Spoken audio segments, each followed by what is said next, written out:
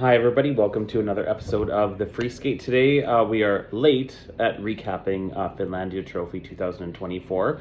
I have a few opinions about this event, so let's get right into it. I'm going to start with the ice dance because I think this was the most wild. So shocking upset. Lila Fear and Lewis Gibson win the gold medal over heavy favorites Piper, Gillis, and Paul Poirier. Piper and Paul, obviously, they had a really big mistake, and they ended with 200.79 points. And the British won with 203.22. Piper and Paul were fourth in the free dance, and they were beaten by Zingas and Kolesnik and the home team from Finland, Turkila and Vers Lewis. So before moving forward, I want to acknowledge the other Finnish team, Orihara and Pirinen. Loved them. Both their skates, I think, were really, really, really good. For me, taking the technical aspect out of it, because I know that they don't get all of their levels, and they're not as technically compacted as other teams. I thought their skates were so geared towards crowd pleasing, and I really appreciate that because I think sometimes there are teams and people who skate that are more about the judges and want to get every little tiny turn and everything in it, just like overloads like so much it gets messy. And these guys I thought were phenomenal in both skates. Their rhythm dance with the YMCA, I can't even get over when he does the YMCA. He's by the boards and he just like gives it, and he's pumping those hands, and his facial expressions are just to die for. He eats that choreography up like no one's business. He spits it out and reaches the upper deck of that arena. It was so great, and their free dance to a chorus line was choreographically genius. I don't know when the last time I saw a competitive program look like a show number, but still really good in a competitive way. Because usually you'll watch something and be like, oh, that's like a very showy like show number. It doesn't feel like a competitive program. This is a really good mix of both. And I really, really, really liked it. Like I said, they don't get their levels, and they can work on some speed in different areas of their skating. But I thought their choreography, and like for me, they were the highlight of the event for me for ice dance. I think they were just brilliant. So congratulations to them. Assuming they get the second dance spot for Finland at the Worlds, I'm really interested to see what a Boston crowd will do to that, because the chorus line very like Americana, very musical, very, very fun, and I think they're gonna love it. So I'm super excited for them to perform it there if they get the chance. So let's go back to Piper and Paul. I really loved their costume, changing the rhythm dance from the lifeguard outfits to the pink and yellow theme. I think they looked really good. The costumes I really don't like, and I've been muddling over this for quite a while, is the free dance costumes. Both of them I don't really like. I think Paul's open back is a really big distraction, and I actually had to rewatch the dance over again because I paid so much attention to his back. I actually had no idea what the dance was even about, and I missed a whole ton of things because I just kept on looking at his open back. And with her gold, like the gold front sequins coming down are nice, and the back gold sequins and stuff coming down are nice, but then you have like the gold arms all the way down, and I think that's not a good look. And I didn't like how it was so like, it looks so like just too covered with too much gold up here, and when it went down, I think they need a whole new branding for costumes. They changed the rhythm dance costume already, so I really hope they do change their free dance costume, because that's 2 times now that I haven't liked it. So the costumes aside, I think they have a really beautiful free dance. I do enjoy the second half of the performance better than the first half. The music in certain places, just with the high pitched like opera, is, I don't know, I'm not really super into that. But I do like their speed through it, and they have really, really nice rotational lifts as a highlight to start the program. They have great speed throughout, real technical transitions, flow. Really, really well done. Aside from that error, I think they're well off to possibly competing for that gold medal at the World Championships, even though they were beat here. So it'll be really interesting to see. Speaking about being beat, Lila Fear and Lewis Gibson skated to the Beyonce medley. And I'm not a huge fan of the beginning of it when they come strutting in like Beyonce, and like I just feel like they're missing something, especially with their costumes. I don't think they're as out there as it could be for Beyonce. When the music starts to pick up in the second half, though, I really think their free dance comes to life, and it's more them. And I think it's one of the most entertaining ones on the circuit this year. I think they're usually, let's face it, like they're pretty much always like entertaining. They are the only team this year on the Grand Prix circuit to win gold medals back like in their events. So they're the top ranked ice dance team going into the Grand Prix final. It's really interesting. I am wondering, because ice dance is a lot about reputation and a lot of subjectivity in areas still, and because now this team from Great Britain has won both their events and have beaten, well, in the last 2 years they've beaten every one of the top competitors, are they going to start getting benefits of the doubts for levels and for maybe a tick up on PCS, and how much closer are they going to get to everyone? That's going to be really interesting to see, especially at the Grand Prix final. I think that'll give you a really good inkling on where they are going into the World Championships, especially if everyone skates clean. We'll see how close everyone is. I think Piper and Paul and Madison and Evan are going to be split between almost nothing. I think Lila and Lewis may be a point or two off of them, and I think they could possibly beat the Italians. So it's going to be really interesting to see what the judges do with that coming into the Grand Prix final. There's one more event left, Cup of China's left, but everyone else has qualified for the Grand Prix final already. So winning the bronze medal was Turkila and Versluis from Finland. They skated a tango to Bewitched.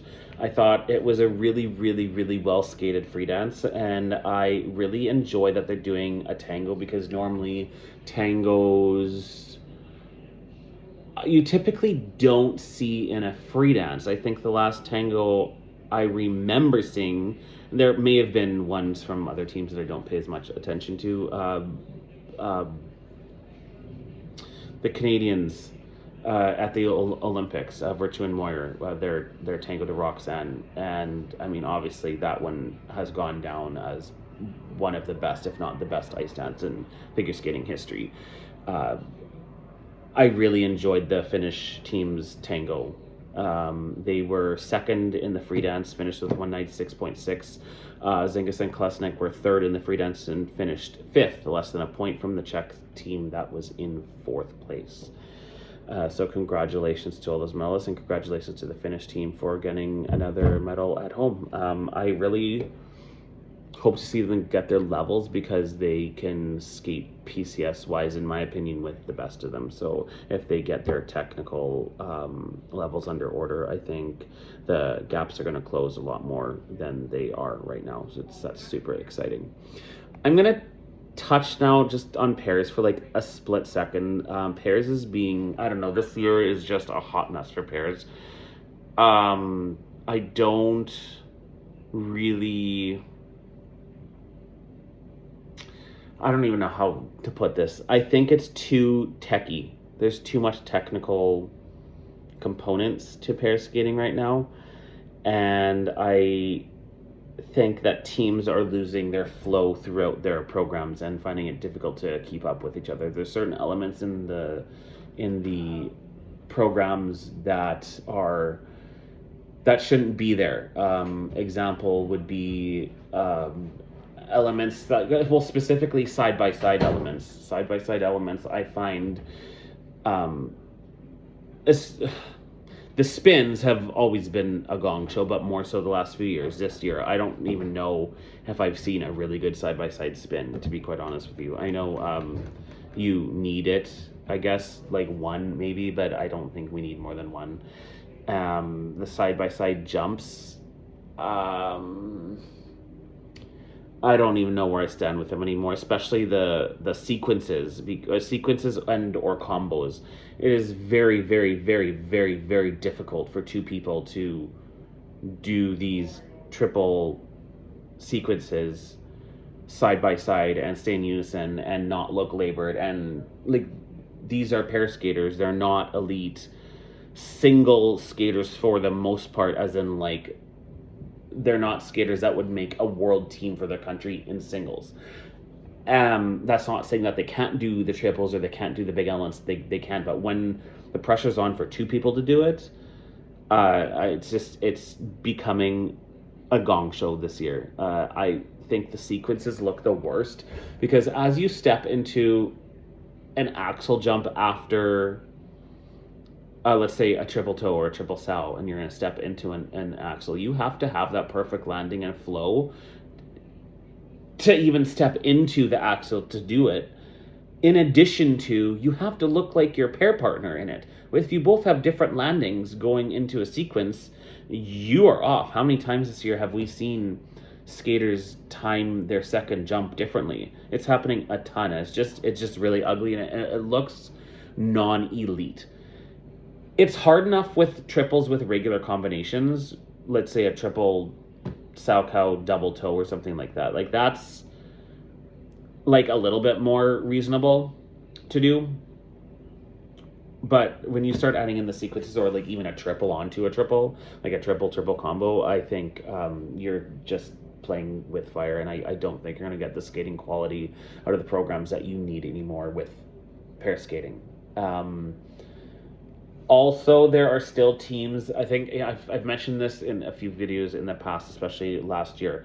We're at the point in the Grand Prix season now. We're coming to the end of the Grand Prix season. And as an elite pair team, I think you need to be doing side-by-side triple jumps, and you need to be doing throw triple jumps. If you aren't doing throw triples or side-by-side triples or triple twists, for that matter, I don't even know if they should count. Kind of like in single skating, where in your short program you have to do a triple jump, otherwise it just simply doesn't count.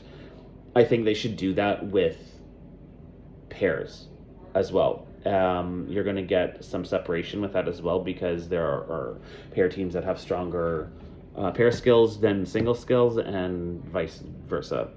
But you are at an elite level. These are the highest level you can be going for the Olympics, and I think everyone that's going into these Grand Prix events needs to have these triple jumps. But on the other side of it, I don't think we need to have super insane sequences that just make programs look sloppy, if that makes any sense. So anyways, Stiletto Deschamps win the pairs. They were not perfect. Nobody was perfect. They had 207.44, followed by the Hungarian team of Pavlova and Sviatchenko. They had a great skate, but they didn't get a lift up, so they ended up losing a ton of points on that. I don't think they would have even won with that, but they did lose a significant amount of points when you don't have a lift that pops up. I mean, you're losing probably 6 to 9 or 10 points with that, with GOE to come off your score. And the Italians, Gilardi and Ambrosini, who were second in the short program but fell to sixth in the free skate, had an air pack program. They actually hang on for the bronze medal. Women's events, very close event. Hani Yoshida, Japan, wins this event with 199.46. narrowly fends off her countrymate Rino Matsuki, who won the free skate, and only 0.26 of a difference between them in the end. Big stunner of the event. Laura Naki Gutman of Italy takes the bronze medal, and she was a quarter rotation call or a flip mistake away from winning the Grand Prix event. She had a 198.49. The winner got 199.46. That is hardly, just barely over a point difference. So nothing was in it between the top three, but good for Laura. Congratulations to her. I'm not sure if anyone had her in predictions to win the bronze medal, but if you did, like, congratulations. I know I didn't. I think I had her 5th in the event in my prediction.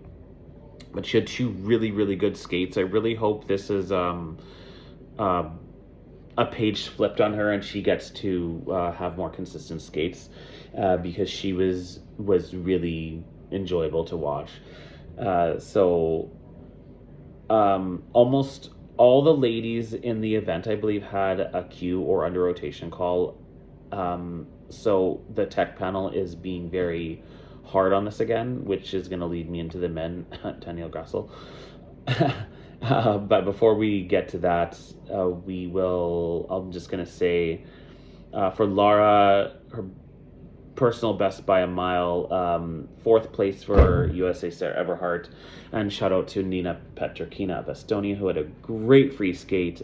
She was 11th in the short program, 4th in the free skate. She moves up to 7th overall.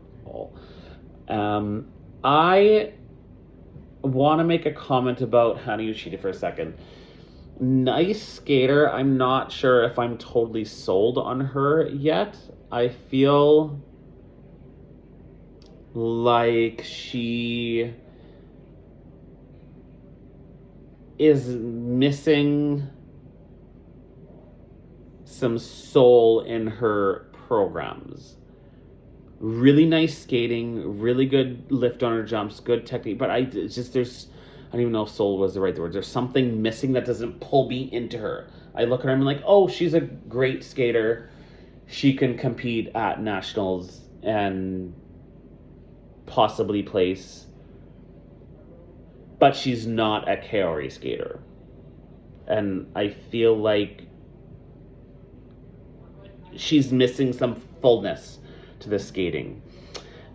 She didn't break the 200-point barrier, so I mean there is a lot of room for improvement. So we will have to see going forward. She's not a skater that I know a ton about, so I will have to keep my eyes on her going forward. Men. Well, what can we say about men? It was a dumpster fire as usual. Yuma did win the event.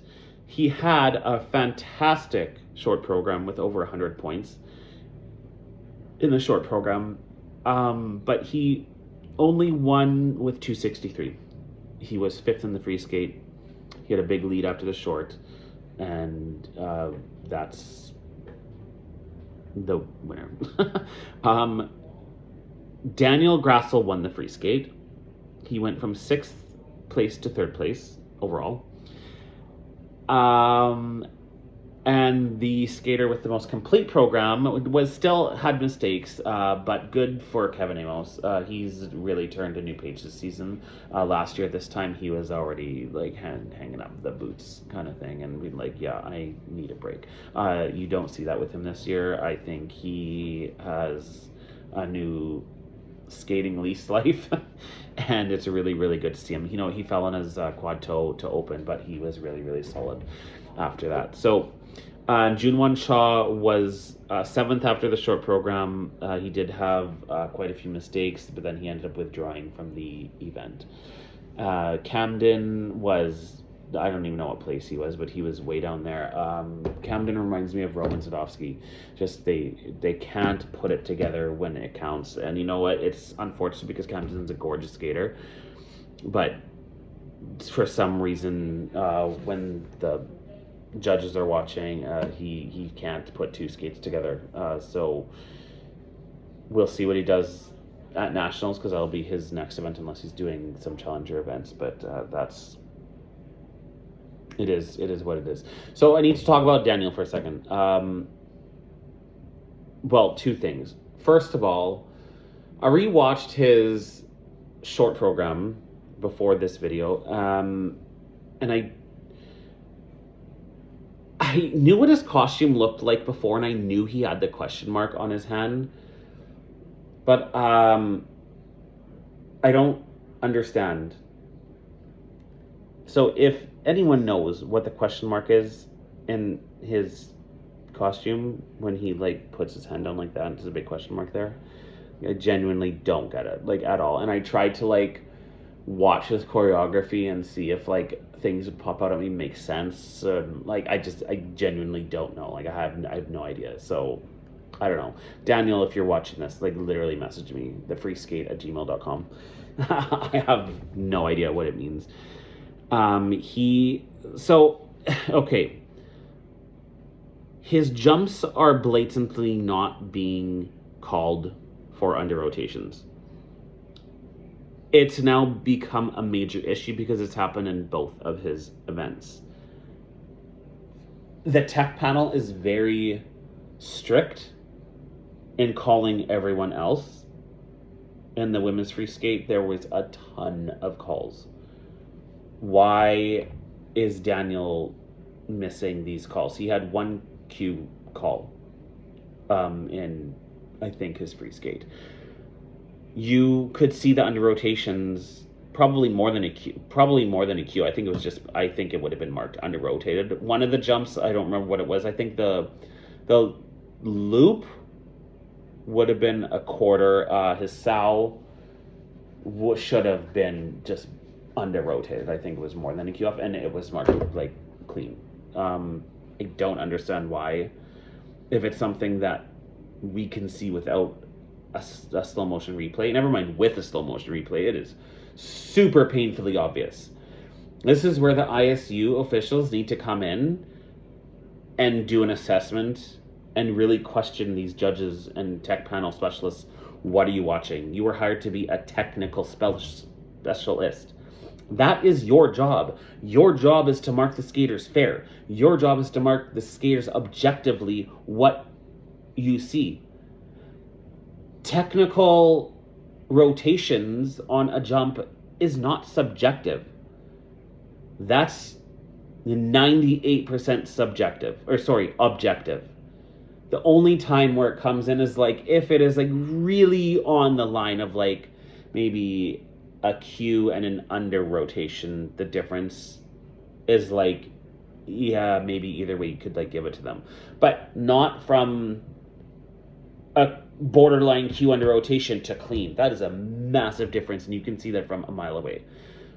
So message to the ISU judges and the technical specialists, check your shit. Like, let's go. It's embarrassing. You're leaving a black mark on the sport, and you're leaving it less credible because of your national bias or your favors to whoever you're catering to. The situation is a little bit worse because we all know who he was with before. He was with a Terry. He's not with her anymore, but somehow he's still benefiting from a lot of the calls that a Terry skaters would benefit from when they were skating. How many times did we see Russian ladies not get called? Like, all the time. I'm just saying.